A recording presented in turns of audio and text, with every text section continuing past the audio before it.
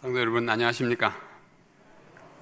오늘 함께 예배드리게 되어서 감사하고 또 이 귀한 자리에 초청해 주신 우리 목사님들께 감사하고, 오후 시간과 함께 저로서는 큰 부담이자 또 특권으로 생각하고 오늘을 위해서 준비하게 되었습니다. 잘 나오죠? 네. 이 그림은 보시는 대로 예수님께서 가운데 서시고 이렇게 둘러진 사람들 모습을 볼 수 있습니다. 남녀노유가 다 있습니다. 이 가운데 예수님이 오셔서 우리가 똑같이 사시고 또 우리가 죽는 것처럼 그런 식의 죽음은 아니었지만은 또 죽음도 경험하신 예수님이십니다. 그래서 오늘 저는 그리스도의 인성, 그 인성에 죄가 있었느냐 없었느냐 하는 문제를 제가 공부한 대로 함께 나누고자 합니다. 이 딱딱한 문제를 왜 오늘 택했는고 하니, 이 별내교회는 영적으로 또 성경 지식적으로 탄탄히 무장이 잘 되어 있다고 생각하지만, 그렇지 않는 지역의 성도들이 매우 큰 혼란과 어지러움을 당하고 있습니다. 왜냐하면 예수님은 정말로 우리와 똑같았다. 그는 우리가 죄를 짓는 것처럼 죄를 지을 수 있었고, 우리가 연약한 모든 것을 다 가지고 죄의 영향뿐만 아니라 죄에 대한 성향까지 가지고 있었다고 생각해서, 그러한 예수님이 완벽한 생애를 사셨기 때문에 우리도 그 예수님과 똑같기 때문에 똑같이 완벽해야 구원을 얻는다고 하는 주장을 펼치는 사람들이 요즘 따라 많이 나타나게 되었습니다. 그래서 오늘 그 문제에 대하여 우리가 이미 들으신 분들이나 듣지 아니하신 분들이라 할지라도 우리 마음에 무장하는 그런 목적으로 이 제목을 택했습니다. 자, 성경 말씀 고린도후서 5장 21절에 이런 말씀이 있습니다. 하나님이 죄를 알지도 못하신 자로, 누군지 아시죠? 예수님이에요. 죄를 알지도 못하신 자로 우리를 대신하여 죄를 삼으신 것은 우리로 하여금 저희 안에서 하나님의 의가 되게 하려 하심이니라. 이 말씀은 대단히 무겁고 의미 깊고 또 중요한 말씀이어서 오랜 시간에 설명이 필요합니다만은 오늘 대충이라도 함께 생각해보자 합니다. 이 성경 말씀에 비춰보면 그리스도는 우리를 위하여 죄인이 되셨는가 아니면 죄가 되셨는가? 방금 읽은 성경절에서 이 두 질문 중에 어느 쪽인 것 같습니까? 그분이 죄가 되셨어요? 죄인이 되셨어요? 조금 돌아가고 있습니다. 하나님이 죄를 알지도 못하신 자로 우리를 대신하여 뭐를 삼으신? 죄를 삼으셨어요. 죄인을 삼지 않고 죄를 삼으셨습니다. 그런 의미에서 그리스도는 우리를 위하여 죄인은 되지 않고 죄가 되셨다고 하는 대답이 맞을 것입니다. 제7일 안식일 예수 재림교회, 여러분의 교회, 저의 교회는 태동한 지 100년이 되든 약 100년이 되든 1950년대 중반까지 교리 또는 신조를 체계화하지 못했습니다.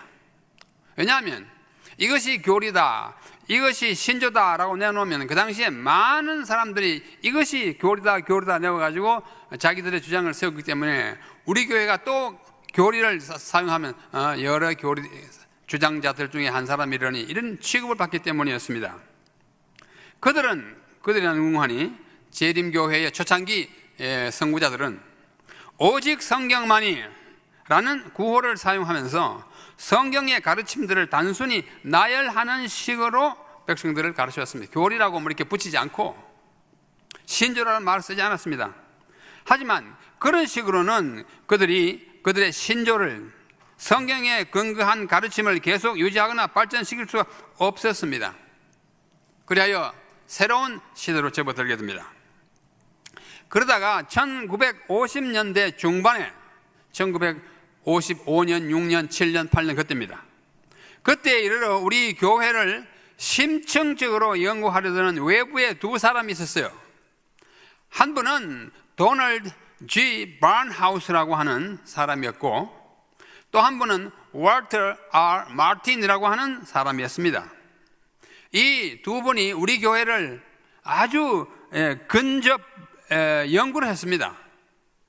이 바른하우스라고 하는 사람은 장로교회 목사로서 뉴욕의 대단히 큰 대형 교회 목사 겸 1950년대 미국에서 가장 인기 있는 크리스찬 복음주의 잡지였던 이터니티, 우리말로 하면 영원이라는 뜻인데요, 이터니티라고 하는 기독교 잡지 발행인이었습니다. 그의 필력은, 영향력을 대단히 강하게 끼쳤습니다. 그런데 그분이 다행히 재림교회를 자꾸 이단이라고 하는데 왜 그런가, 진짜 이단일까 하는 의문이 생겨가지고 자기 스스로 그것을 연구하고자 하는 마음을 가지게 되었습니다. 또 한 분은 마틴은 침례교회 목사였어요. 그런데 이분은 아직 그 당시에 26세의 젊은 학자였는데요, 박사학위 논문을 쓰고 있었습니다. 그런데 박사학위 논문 내용이 뭐냐면 안식일 교회를, 재림교회가 어떤 교회인가, 그들이 가르침이 무엇이며 선교를 어떻게 하며 무슨 신조를 가지고 있는가를 연구하는 것이 그의 학위 논문의 내용이자 제목이었어요. 이 두 사람이 동시에 재림교회를 탐구하기 시작했습니다. 도대체 어떤 교회이길래, 과연 이단인가 아닌가, 이단이라면 진짜 이단 시하면 되고, 아니라면 이렇게 억울할 수가 있나, 이런 생각을 공통적으로 하게 돼가지고 우리 교회에 접근하게 됩니다. 왼쪽에 있는 분이 바른하우스, 이터니티 잡지의 발행인이자 뉴욕의 대형교회 목사였고, 오른쪽에 있는 분이 마틴, 침례교회 학자였습니다. 그래서 이 사람들이 깊이 우리 교회를 연구한 끝에 이 발행인, 이터니티 잡지의 발행인 바른하우스는 1956년 9월호, 이터니티 잡지가 이제 빨간 거예요. 잡지 표지입니다. 이터니티, 이자가 좀 안 보이지만 이터니티, 1956년 9월에 우리 교회를 한 14개월 동안 깊이 연구한 끝에 자기가 글을 써서 자기가 발행하는 잡지에다 우리 교회에 대한 기사를 냈어요. 그 기사의 특집 제목이 뭐냐면 저 빨간 건데, 빨간 거 잘 안 보이기 때문에 저 위에다 다시 썼습니다. 빨간 글자에 Are Seventh-day Adventist Christians? 제7일 안식일 예수 재림 교인들은 그리스도인인가? 이런 질문이에요. 우리가 듣기에는 참 좀 무서운 질문이죠. 우리가 그리스도인인 게 확실한데, 진짜 그리스도인이냐, 이단 아닌 좋은 그리스도인이냐라는 질문을 타이틀로 한 특집을 수십 페이지를 우리 교회에 연구한 결과를 가지고 채웠습니다. 그래가지고 굉장히 영어로 하면 센세이션을 일으켰습니다. 무리를 일으켰어요. 자기가 아무리 연구하고 깊이 봐도 이분들은 이단은 아니다, 그저 우리와 다를 뿐이다. 예배하는 날이 다르고, 그들의 식생활이 다르고, 그들의 교회에 대한 태도가 다르고, 성경을 더 깊이 연구하는 것이 달라서 그러지, 어찌 이들을, 성경을 더 가까이 따르고자 하는 사람들을 이단이라고 할 수 없다는 결론을 내놓으니까, 이 사람이 안식일 교회에 매수되었다라든지 잘못 보았다라든지 이상하게 엉터리 연구했다는 식으로 해가지고 이 잡지 더 이상 안 보겠다 해가지고 125만 부가 팔리던 이 잡지가, 이 특집 기사가 나온 다음에 50만 부 떨어졌습니다. 그만큼 손해를 봤어요. 그런 분입니다. 그 다음에 또 한 분이 마틴이라는 분은 연구한 끝에 1956년 같은 해예요. 미국의 유명한 그 신학 서적 출판소가 있는데, 존델반이라고 하는 출판소인데, 그 출판소에서 자기의 박사학위 통과된 그 논문을 책으로 낸 것이 빨간 책입니다. 책 제목이 뭐예요? The Truth, 진리 about Seventh-day Adventism, 제7일 안식일 예수 재림교회에 관한 진리라는 제목으로 책을 냈어요. 이 책 아주 두껍습니다. 제가 가진 책을 사진으로 찍은 것입니다. 이분도 똑같이 아무리 봐도 재림교회는 이단이라 할 수 없다. 그들은 진리를 아주 순수하게 받아들이고 주장하는 사람들이지, 더 가까이 따르고자 하는 사람이지, 절대로 여러분들이 또는 많은 사람들이 생각하는 것처럼 이단이 아니라는 걸 결론을 냈습니다. 자, 이렇게 되기까지 어떤 과정이 있었냐면 그 한 1년 반, 한 14개월 동안에 마틴, 이 젊은 학자는 40여 개의 정리된 교리적 질문들을 작성해가지고 재림교회 본부인 대총에다 갖다 줬어요. 이 40개의 질문에 대한 재림교회의 공식적인 답을 주시오. 그래야 우리가 이단인지 아닌지 판단하겠다고 했어요. 그래서 대총이 와가지고 그 1년 2개월 동안 1955년 3월부터 1956년 5월까지 14개월에 걸쳐서 재림교회의 학자, 행정자들과 회의를 열고 그 모든 질문들에 대한 대답을 내놓은 책이 뭐냐면 저 파란색 1번이요. Seventh-day Adventist Answer. 재림교회가 답한다. 뭐 Questions on Doctrine. 교리에 대한 질문들에 답한다라는 책을 냈어요. 이 책이 아주 유명한 책이 되었습니다. 그 다음에 그 결과로 낸 다른 책은 조금 전에 설명해드린 요거는 Question on Doctrine이고요. 요게 바로 마틴의 책입니다.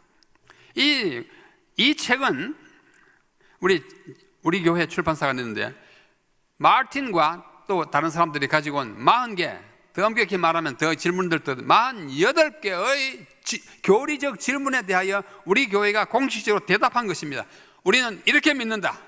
삼위일체에 대해서 어떻게 믿느냐? 우리는 이렇게 믿는다.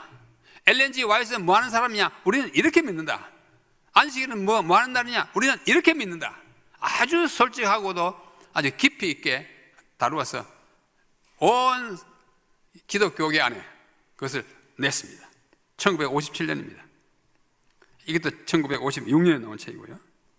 그래서 이 무렵에 이터니티라고 하는 잡지, 이 책, 또 우리 교회가 낸 Questions on Doctrine, Question on Doctrine, QD라고 보통 말합니다. 이 세 권의 책으로 말미암아 미국 사회에 우리 교회에 대한 인식이 두 편으로 갈라졌습니다. 그 전에도 그 두 편을 갈라졌지만 더 확실하게, 더 우리 교회를 반대하는 사람과 더 우리 교회를 지지하는 사람으로 갈라졌어요. 그 다음에 기독교 일반 개신교회 안에서도 이 책들이 나오면 말미암아 안식일교회 괜찮다, 안식일교회 여전히 아니다, 또 전에는 잠재되어 있던 것이 딱 갈라졌습니다. 이 책의 위력이 참 큰 것입니다. 이때에 재림교회를 대표하여 이 두 분과 또는 세 분과 이렇게 대화를 나누는 분이 누구냐면 노란 글자예요. Unruled, Froom, Reed, Anderson, 이 네 분이 우리 교회를 대표해서 이분들과 대화를 나눴고, 그 다음에 개신교회 대표는 방금 말한 반하우스하고 마틴하고 또 한 사람 가운데 캐넌이라는 사람이 같이 이렇게 4대 3으로 1년 2개월 동안 대화를 아주 14개월 동안 아주 재림교회에 대한 아주 깊이 있는 그 신학적 대화를 나누고 그들의 까다로운 질문에 대하여 다 답을 하게 된 것입니다.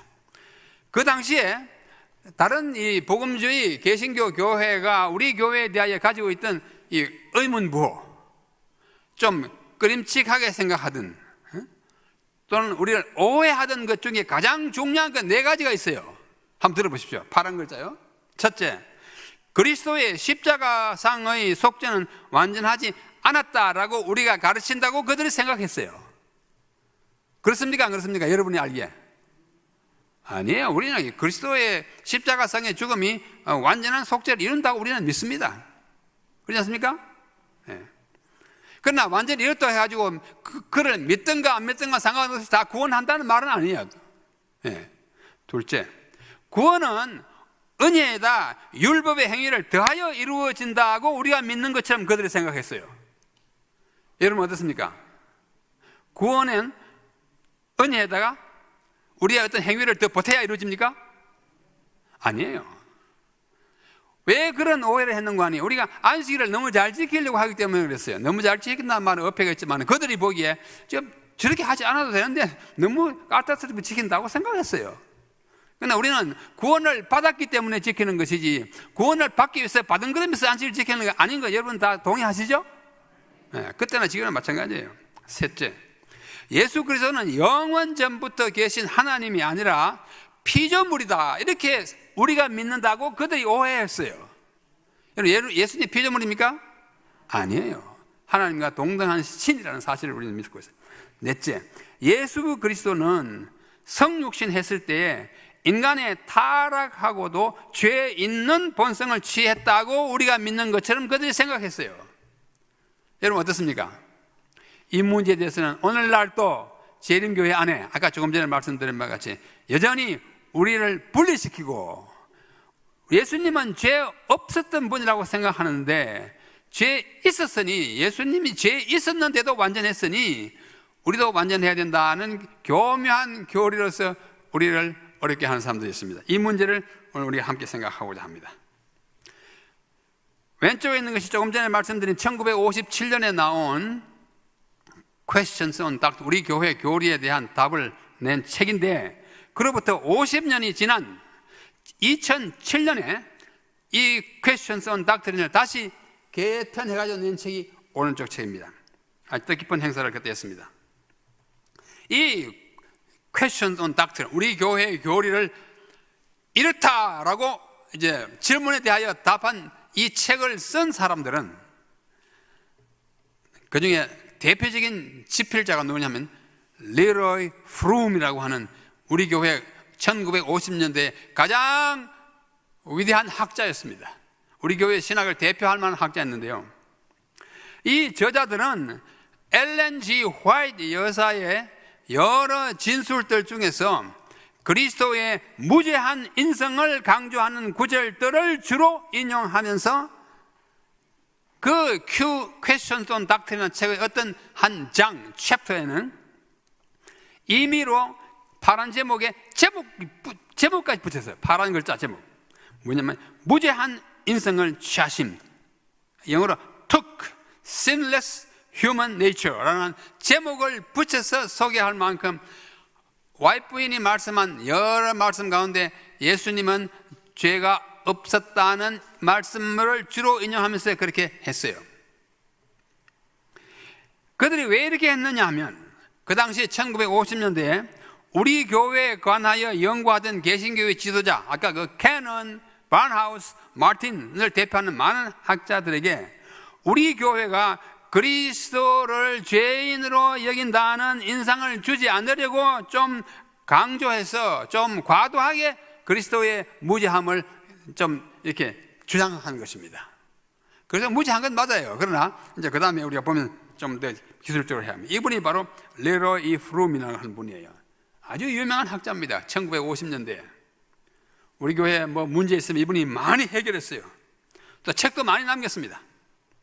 이분이 쓴 책, 가장 대표적인 책 세 가지. 보혜사의 강림. 아마 어떤 분들은 되게 갖고 있을 겁니다. 우리말로 번역됐습니다. 그 다음에 두 번째가 제일 유명해요. 우리 선조들의 예언적 신앙. 이거는 네 권으로 되어 있는 건데요, 굉장히 두꺼운 아주 신학적인 책입니다. 이건 번역되지 않았습니다. 그 다음에 세 번째가 Movement of Destiny, 숙명의 운동. 재림운동은 인간과 지구의 숙명이 달린 운동이다 하는 거예요. 굉장한 책입니다. 이런 책을 쓰신 분이 우리 교회를 대표하여 신학을 논했는데, 이 QOD가 나오자마자 1940년대와 50년대에 재림교회의 지도적인 신학자였던 다른 신학자 한 분이 더 있어요. 그분이 앤드리어슨이라는 분입니다. 이분이 QOD를 딱 보니까 예수님을 너무 죄 없이 묘사해 놨어요. 너무 죄 없이라는 말은 좀 이상하죠. 죄 없으면 없지 뭐, 너무 죄 있고 좀 덜 죄 있고. 하여튼 이것은 우리 교회가 처음부터 주장하던 기독론, 그리스도론이 아니다라고 생각하는 앤드리어슨이라는 학자가 대총회장과 그 당시에 교회들에게 17페이지에 달하는 긴 편지를 써가지고 쫙 전국에다 돌렸습니다. 교회들에게 보낸 편지예요. 그 짧은 편지, 뭐 편지로서는 길지만 책자로서는 짧은 책자예요. 11쪽에 보면 하나님이 인간을 부패시키는 정욕을 그리스도에게서 면제시켰다는 것은 모든 이단의 절정이다. 이 앤드리어슨의 주장입니다. 예수님에게서 인간을 부패시키는 욕정이 전혀 없었다고 하면 말이 되느냐 이거예요. 이번 생각입니다.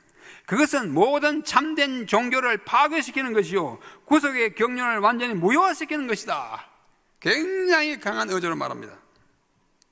또 8쪽에는 만약 그리스도가 인류가 가진 욕정을 면제받았다면, 우리가 갖고 있는 욕정이 없었다면 그는 다른 사람들과는 다른 존재였다. 그와 같은 가르침은 제7일 안식 예수 재림 교인들이 늘 가르쳐 오고 믿어온 것과는 완전히 상반된다라고 앤드리에슨이 생각하고 그것을 편지로 쓴 것입니다.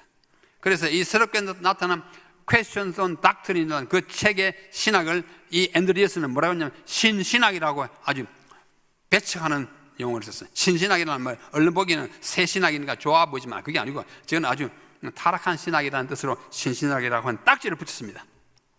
자, 이분이 앤드리에슨이에요. 그분이 써가지고 17쪽에 달하는 긴 편지를 써가지고 돌린 편지가 저겁니다. 보기에도 좀 무섭게 생겼죠? 아주 비판적이에요. 자, 여러분 지금까지 들은 말씀에 기초하면 어느 분이 맞습니까? 앤드리에슨이 맞습니까? 아까 했는 레로이 프룸 Questions on Doctrine 맞습니까? 여기에 우리 교회가 딜레마에 빠진 것입니다. 오늘 함께 대답을 한번 생각해 보자 하는 것입니다. 도대체 엘렌 G. 화이트 여사께서는 어떻게 말씀하셨길래 엘렌 화이트의 말씀을 인용하면서 예수님은 죄 있었다라고 말하고 또 엘렌 G. 화이트의 말씀을 인용하면서 절대로 뭐 없었다? 죄 없었다고 말하느냐 이거예요. 화이트분이 이때는 이미 돌아가셨어요. 1915년에 돌아가셨기 때문에 돌아가신 지 벌써 한 40년이 지났기 물을 수도 없어요. 자, 화이트분의 말씀을 들어봅시다. 1. 그리스도는 우리의 죄된 본성을 자신에게 취하셨다.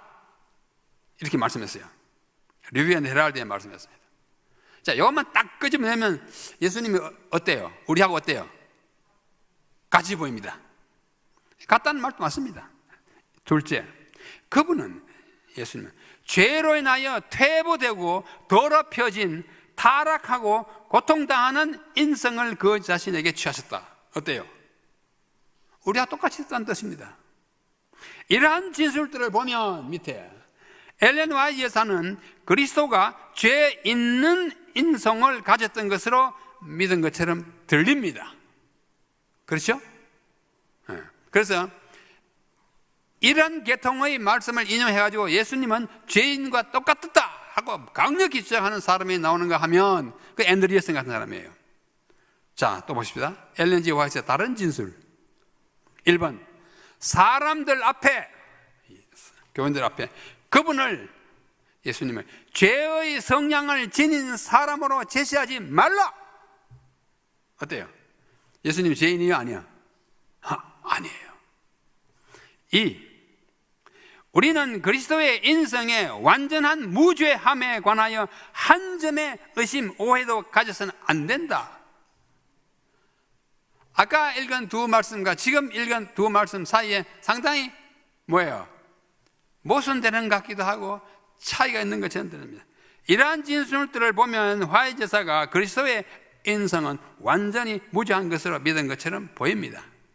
그래가지고 우리 교회 안에 학자들 사이에도 이렇게 갈라진 거예요. 그래서 그 후에 사람들이 깊이 연구한, 또 엘렌 화이트 이렇게 말씀하실 때 그 취지가 무엇이었으며 또 저렇게 말씀하실 때 그 이유와 그 내용이 무엇이었는지를 깊이 연구하게 된 것입니다.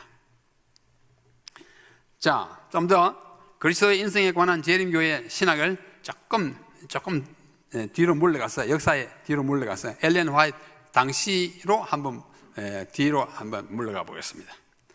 1890년대까지 이 문제는, 그리스도의 인성에 관한 문제는 재림교회 안에서 전혀 문제가 되지 않았습니다.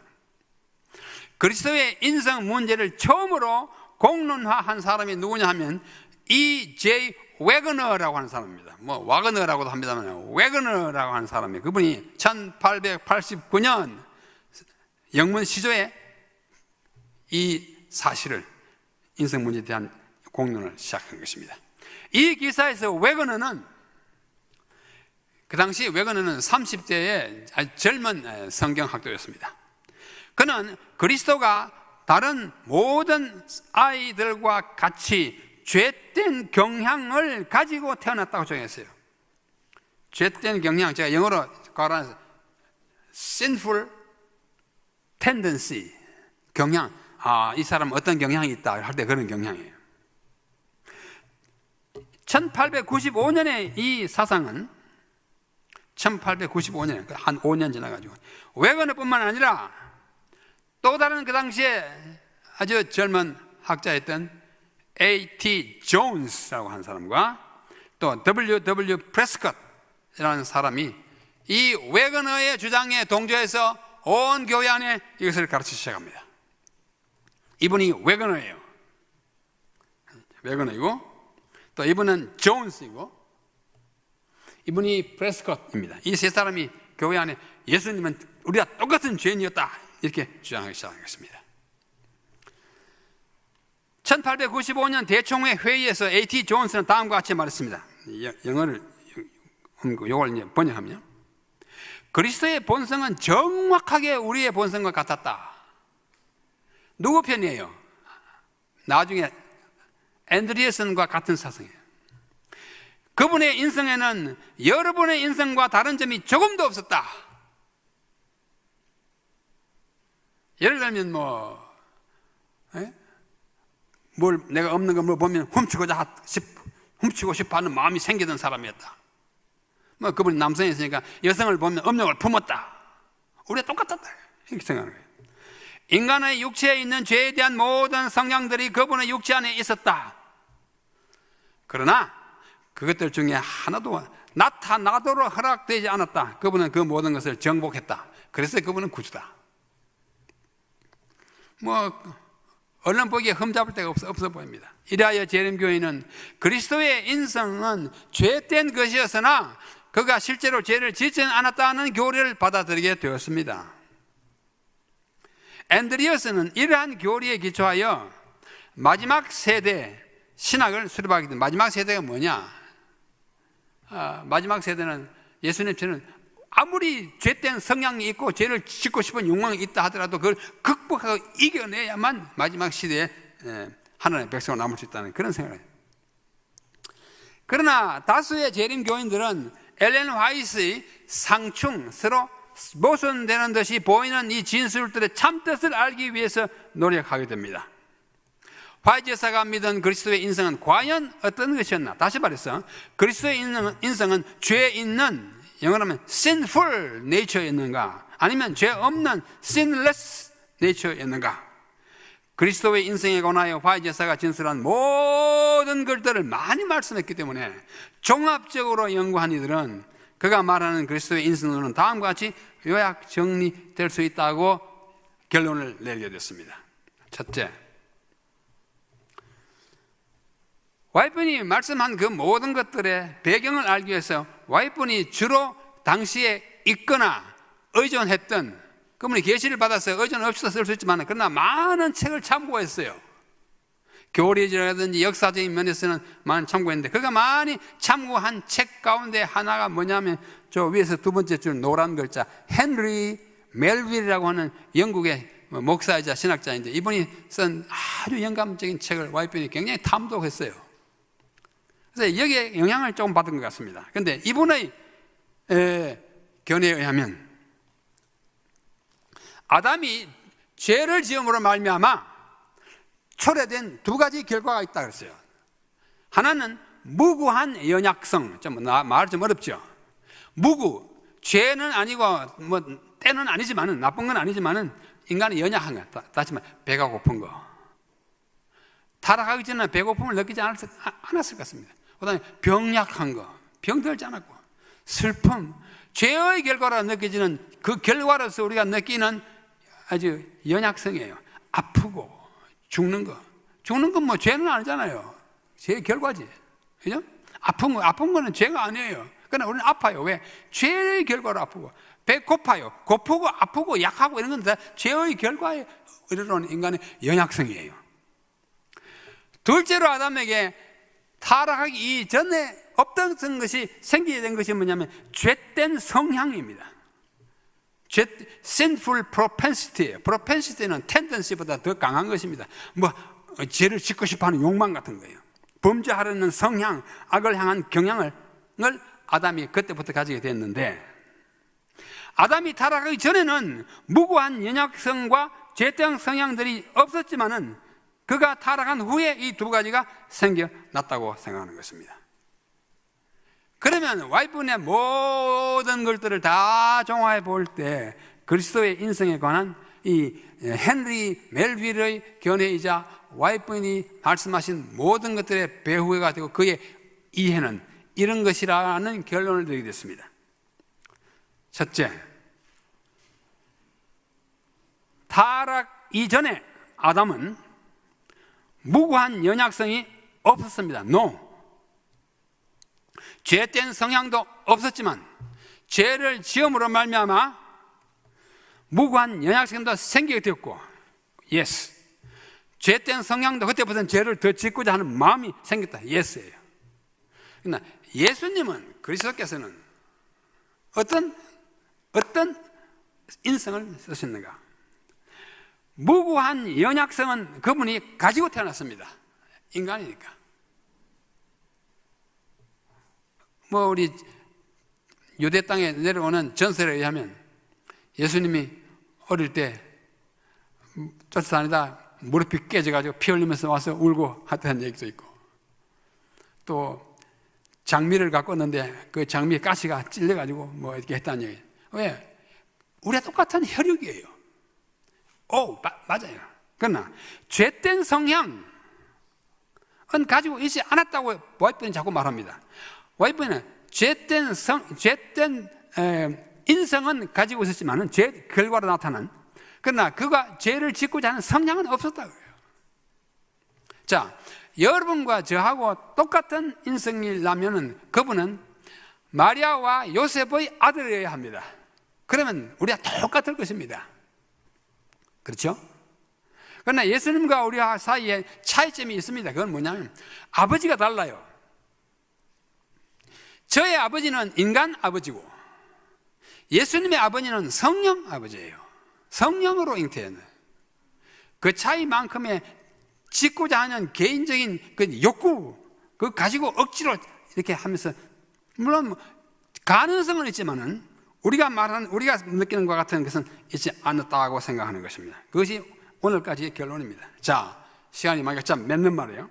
그리스도는 무고한 연약성에 있어서는 타락 후 아담과 같은 인성을 가지셨지만은 죄된 성향에 있어서는 타락 전의 아담과 같은 인성을 가졌다고 생각하기 때문에 와이프에게서 어떤 때는 죄인처럼 말씀했고 어떤 때는 무지한 사람처럼 말씀한 그 배경이 이렇다고 이해하는 것입니다. 따라서 그리스도는 죄의 유혹과 사단의 공격에 굴복할 수 있는 연약한 인간이었으나 죄의 영향을 받았어요. 이걸 영어로 affect 됐다 합니다. affect.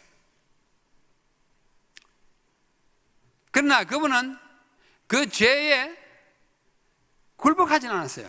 감염되진 않았어요. 감염되지 한 번도 죄를 짓거나 유혹에 넘어가지 않았습니다. 아담처럼 넘어갈 수 있었어요. 그러나 안 넘어갔어요. 그것이 아담과 예수님의 차이입니다. 어떤 의미에서 아담보다 더 불리했어요. 왜? 아담의 죄의 결과를 지니고 태어났기 때문입니다. 그는 스스로 죄를 짓지도 아니했고 죄를 알지도 못하신 자였으나 우리를 위하여 죄인이 아니고 죄가 되셨습니다. 다시 말해서 세상 죄를 지고 가는 심진자가 된 것입니다.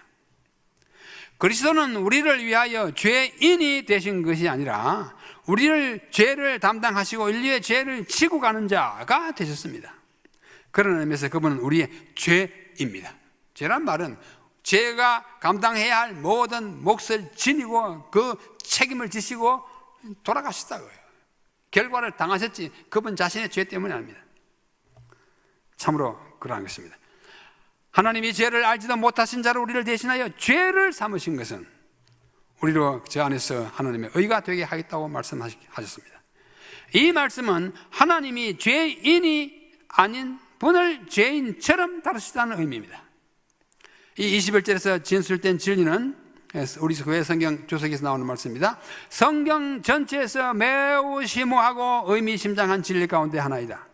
이 구절은 완전 무결하게 죄가 없는 그리스도, 그분의 희생의 대속적인 속성, 그리고 그분을 통한 죄에서의 자유를 선언함으로 구속의 계획을 요약하고 있다고 우리 교회 주석 12권 420페이지에 말씀하고 있습니다. 제가 서두에 우리 교회는 초기부터 교리나 신조를 갖지 않으려고 노력했다는 말씀을 드렸습니다. 그러나 170년이 지난 오늘에 와서는 그렇게 해가지고는 이 교리를 합당하게, 정당하게, 대배적으로 또는 대내적으로 말할 수 없기 때문에 이제 근래에 이게 2000년도에 나온 책입니다. 2000년도에 나왔는데 번역되기는 이제 작년에 번역돼가지고 그거 나왔어요. 제철 안수 예수님교 교리 신학 핸드북, 아마 얼마 전에 아마 교회적으로 많이 주문했으리라 생각합니다. 여기에 잘 나타나 있습니다. 이 책의 제5장 그리스도의 위격과 사역이라고 하는 이 책의 그 챕터에 데드랑 박사가 쓴 것을 우리 송경호 목사가 번역해가지고 실려했습니다. 대개 이 책이 있으시면 제5장을 한번 읽어보시기 바랍니다. 그 중에 한 부분을 제가 소개하면, 그분은 죄 있는 육신의 모양으로 오셨다. 그분은 타락한 상태의 인성을 그 연약성과 결함과 더불어 취하셨으며 또한 죄의 결과도 함께 지니고 계셨다. 하지만 그분은 죄는 없으셨다.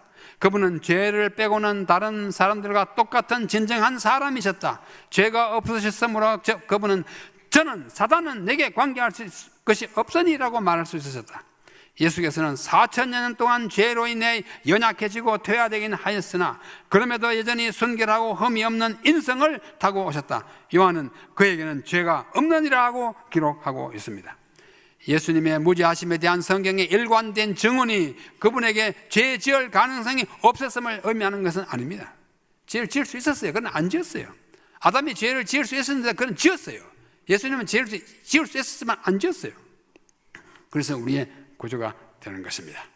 다행히 또 더 좋게는 아주 근래 지난달 6월 24일에 나온 책입니다. 그리스도의 인성과 완전주의. 자, 한 이야기를 하고 제가 마치겠습니다. 시간이 갔기 때문에. 한 번은 미국에서 일하다가 한국에 와가지고 저를 찾아왔습니다. 한 목사예요. 오랜만에 만나서 반갑다고 했더니 어떻게 오시냐. 제가 미국에서 책을 하나 번역했는데 교수님 이거 보시고 추천서 하나 써주십시오. 제가 또 이게 무슨 책이냐. 우리말로 지금 제목을 붙였는데 무슨 책인지 모르겠어요.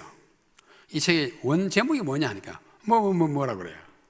그래서 제가 딱 쳐다보면서 물어봤습니다. 김 목사, 이 책이 무슨 책인지 아시오? 그랬더니 번역한 사람 보고 그 책이 무슨 책이라고 묻는 게 그 질문이 됐어요, 안 됐어요? 말이 안 되죠. 그분이 어색하게 돼가지고 이거 참 좋은 책입니다. 나도 좋은 책은 줄 안다고. 그러나 이 책이 뭘 말하고 있는지를 아셨냐고. 그래 어물쩡물하고 있어요. 김 목사님, 내가 이 책을 샀고 원본 이 책을 봤고 그 책이 뭔지 또 그 저자가 누군지 내가 안다고.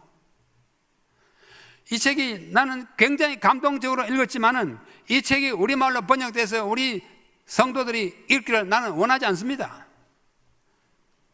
그래서 나는 추천서를 써드릴 수가 없습니다. 내가 아주 그냥 있는 대로 말했더니 이분이 아주 실망하고 어색한 마음으로 갔어요. 얼마 후에 그 책이 나왔어요. 나와서 보니까 한 3사람이 추천서를 썼더라고. 잘 됐다. 나는 못 썼지만 다른 분이 써줬으니 됐다.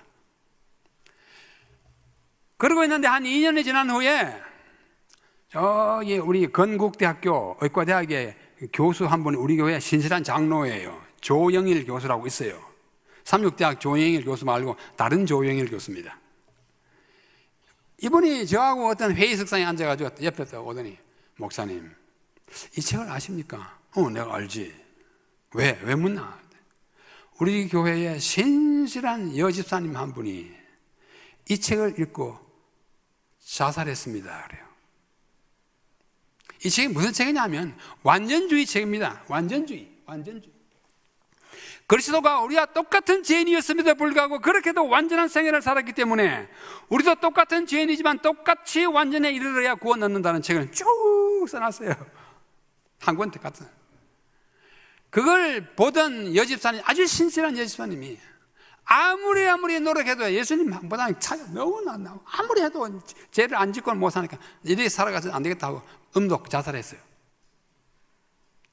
여러분, 책이 어떤 분에게 좋다고 해서 만인을 구원한 책이 아닙니다. 완전주의는 그래서 정말 위험한 책입니다. 완전주의는 십자가를 무효화합니다. 완전주의는 나의 완전을 통해서 구원 얻고자 하는 것입니다. 완전주의는 십자가의 공로를 전혀 필요 없는 것으로 생각하는 사람들입니다. 그리스도는 모든 일에 우리와 한결같이 시험을 받은 자로 된 죄는 없으십니다. 죄가 없는 거예요. 죄가 없음에도 불구하고 자신의 우리와 똑같이 자기를 비워 종의 형체로 오셔가지고 십자가에 돌아가신 것입니다. 그래야 그는 죄인처럼 간주되었지만 죄인이 아니에요. 우리의 죄를 몽땅 뒤집어 썼다는 점에 있어서 그가 죄가 되신 것입니다. 그리스도는 무죄한 분으로서 인간의 죄를 담당하셨고 우리의 죄의 형벌을 대신 받음으로써 우리가 하나님의 의가 되게 하셨습니다. 그분은 죄인은 아니지만 우리의 죄가 되셔서 우리의 죄책을 지고 가신 분입니다. 이 점에서 더 깊은 이해를 가지시고 이런 책도 좀 보시고 하셔서 근래에 우리 가운데 자꾸 깊이 파고들어서 우리를 괴롭히는 사람들로부터 우리 스스로를 보호하고 교회를 보호하게 되시기를 간절히 바라면서 말씀을 드리겠습니다.